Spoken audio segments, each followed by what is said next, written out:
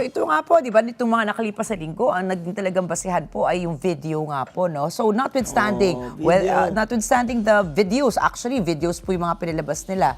Yung mga videos po niyan, notwithstanding if it's their authenticity, nagkaroon po ba sa palagay nyo, from a legal perspective, ng corroboration between the intent and the execution?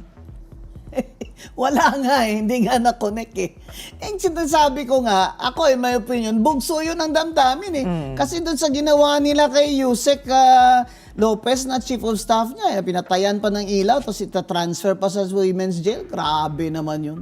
Grabe naman yun. Eh, yung iba naman na kinokontempt, dyan lang naman ah.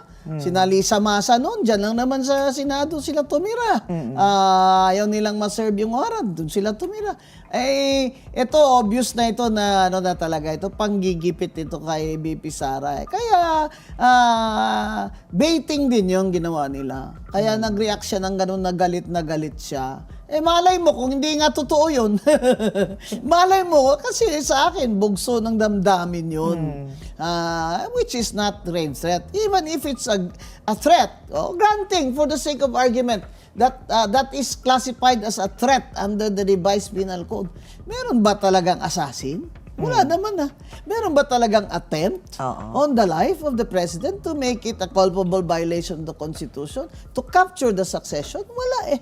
Wala eh. They were not able to prove that. You cannot just kick out, terminate, disqualify a vice president based on mere conjectures, based on the opinion of Matibag, which is a very low credibility, aside from the fact that his wife is one of the congresswomen endorsers of this complaint. Diba? So, wala eh. Hindi na connect eh. So, sayang, pang 8 araw na, pero wala eh. Yung ano lang dyan, yung lagi nilang sinasabi na yung video is an admission, eh kung hindi pala totoo yun, ibig sabihin na nagsinungaling siya? What kind of question is that? That's a theoretical question that should not be asked by a judge. Diba? A judge should only be concerned with the relevant facts, not about a theoretical question. Kasi may nagtanong doon eh, kung hindi pala totoo yun, kasi sinasabi ko nga, as a bugso ng damdamin, baka sinabi lang yun, kasi bugso ng damdamin yan eh. Sinabi ng isang senator judge, kung hindi pala totoo yun, ibig sabihin ba, nagsisinungaling si BP Sara?